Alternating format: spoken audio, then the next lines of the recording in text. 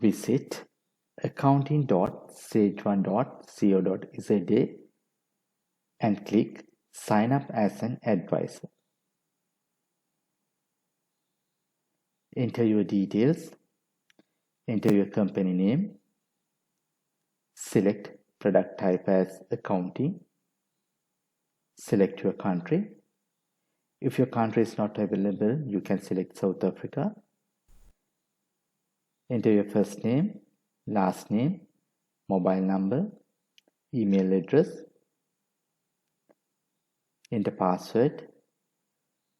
Please note that your password must be at least 8 characters long and contain at least one lowercase letter, one uppercase letter, one number, and one special character.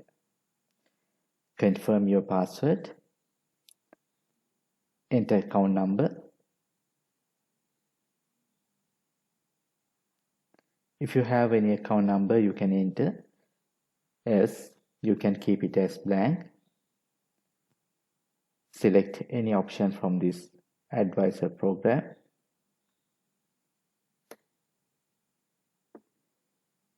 Enter once off access code.